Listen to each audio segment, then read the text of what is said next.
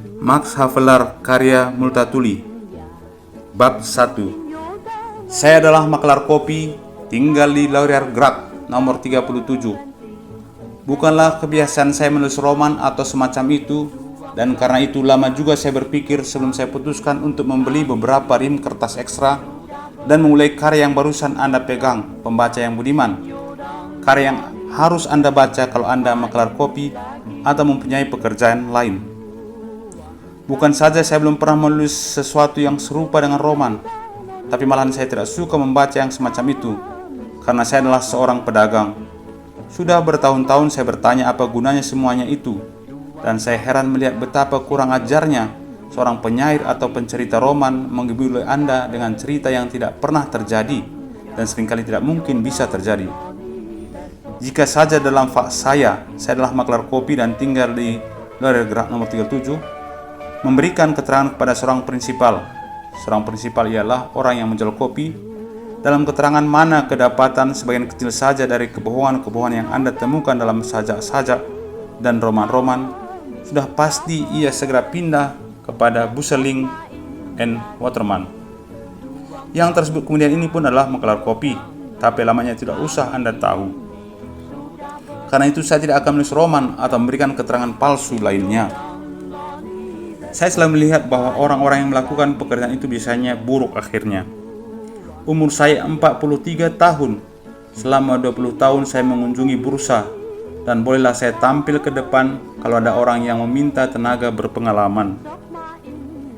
Sudah banyak saya melihat firma yang runtuh, dan seringkali bila saya selidiki sebab-sebabnya, maka saya mendapat kesan bahwa sebab ialah karena kebanyakan memberi arah yang salah semenjak kecil.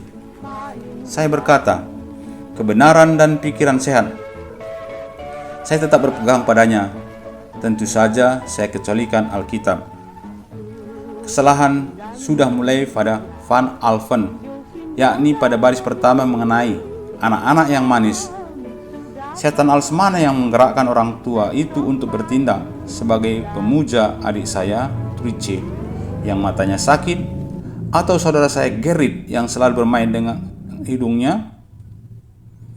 Namun demikian katanya, ia menjanjikan sajak-sajak itu karena didorong oleh cinta.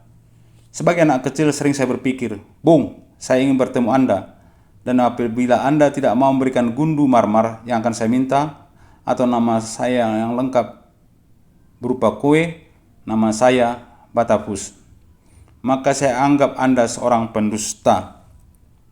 Tapi saya belum pernah melihat Van Alphen. Saya kira dia sudah mati tatkala ia menceritakan kepada kami bahwa ayah saya adalah teman saya yang paling baik. Saya lebih suka kepada Paul C. Windsor yang tinggal di sebelah kami di Batavia Straat, dan bahwa anjing saya yang kecil sangat berterima kasih.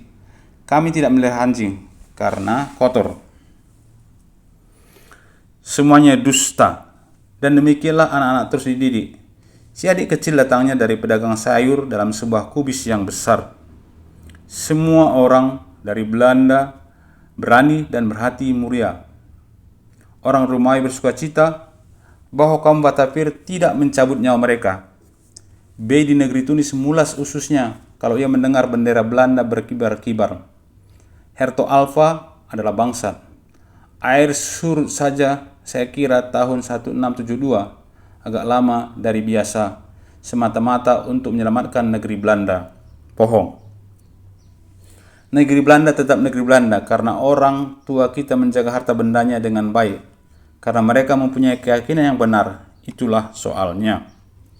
Lalu kemudian datang lagi kebohongan-kebohongan lain. Seorang gadis adalah bidadari. Siapa yang menemukan pendapat itu pertama kali tidak pernah punya kakak perempuan. Cinta adalah suatu kebahagiaan. Orang lari dengan sesuatu ke ujung dunia. Bumi tidak punya ujung, dan cinta pun suatu kegilaan. Tidak ada orang yang dapat mengatakan bahwa saya tidak hidup dengan baik dengan istri saya. Dia adalah putri Las & Co, maklar kopi. Tidak ada orang yang dapat menyalahkan sesuatu dalam perkawinan kami. Saya adalah anggota artis, dan dia mempunyai sebuah sial panjang, harga 92 gulden, dan antara kami tidak pernah ada cinta gila yang mau hidup di ujung dunia. Sesudah kami kawin, kami jalan-jalan ke Den Haag. Di sana dia membeli flanel yang dibuat baju kaos dan sampai sekarang masih saya pakai. Dan selanjutnya cinta itu tidak pernah memburu kami ke dunia luas. Jadi semua itu hanya kegila-gilaan dan dusta. Dan apakah sekarang perkawinan saya kurang berbahagia dari perkawinan orang-orang yang karena cinta sampai sakit batuk kering atau mencabut rambut dari kepalanya? Atau apakah Anda berpikir bahwa rumah tangga saya akan kurang baik diaturnya dari yang berlaku jika saya 17 tahun yang lalu mengatakan kepada pacar saya saja bahwa saya ingin mengawininya? Gila. Saya pun bisa membuat sajak seperti orang lain sebab pekerjaan itu mudah, pasti tidak sukar membuat barang gading. Jika tidak, bagaimanakah Olivella dengan semboyan-semboyan bisa murah? Fritz selalu menyebut Olivella Just. Saya tidak tahu mengapa. Dan cobalah tanyakan harga satu setel bola biliar. Saya tidak punya keberatan apa-apa terhadap sajak-sajak. Kalau orang hendak menjajarkan kata-kata, baiklah, tapi jangan katakan sesuatu yang tidak benar. Udara hitam pekat dan sudah jam 4. Saya tidak keberatan kalau udara memang pekat dan waktu jam 4. Tapi kalau jam menunjukkan jam 3 kurang 15, maka saya yang tidak menjajarkan kata-kata dalam barisan dapat mengatakan, udara hitam pekat dan waktu jam 3 kurang 15. Tapi sebenarnya karena hitam pekat di atas baris pertama terikat kepada jam 4. Sekiranya waktu jam 5, 2, 1, maka udara tidak boleh hitam pekat. Maka mulailah ia bertukang. Atau udara harus dirubah, atau waktu harus diganti. Salah satu adalah dusta. Dan bukan hanya sajak-sajak yang menggoda anak-anak muda untuk membohong. Cobalah masuk gedung komedi dan dengarkan segala macam dusta yang dijual kepada publik. Pahlawan dalam cerita diangkat dari air oleh seorang yang hampir bangkrut. Lalu ia memberikan separuh kekayaannya. Itu tidak mungkin benar.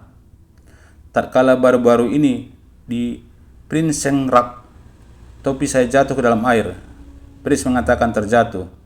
Orang yang mengembalikan topi itu saya beri sepicis dan ia merasa senang.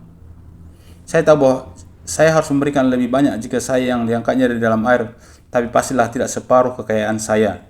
Sebab jelas dengan cara itu orang hanya 2 kali bisa jatuh ke dalam air, lalu menjadi miskin semiskin-miskinnya.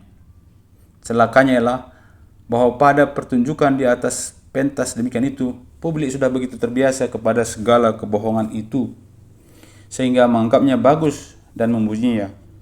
Kadang-kadang saya ingin melemparkan seluruh penonton dalam parterre itu ke dalam air untuk melihat siapa yang sungguh-sungguh memuji pertunjukan itu. Saya yang cinta kebenaran memberitahu kepada setiap orang bahwa saya tidak mau membayar upah begitu tinggi untuk mengangkat tubuh saya dari air. Kalau orang tidak senang, biarkan saja dalam air. Hanya hari Minggu saja saya bersedia memberi persen lebih banyak karena pada hari itu saya mau makai Ranti Cantilia dan Rocky lain. Ya, banyak yang rusak gara-gara sandiwara itu.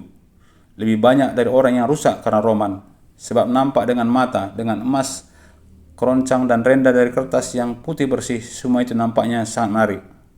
Maksud saya, untuk anak-anak dan orang yang tidak berdagang. Bahkan apabila hendak mempertunjukkan kemiskinan, pertunjukan itu selalu dusta. Seorang gadis yang ayahnya jatuh bangkrut bekerja untuk menolong keluarga. Baiklah, nampaklah ia menjahit, merajut, atau menyulam. Tapi cobalah hitung berapa kali ia menusuk selama seluruh babak. Ia berbicara, mengeluh, berjalan ke jalan, tapi tidak bekerja. Keluarga yang bisa hidup dengan pekerjaannya itu tidak banyak keperluannya. Gadis semacam itu tentu saja merupakan wanita perkasa.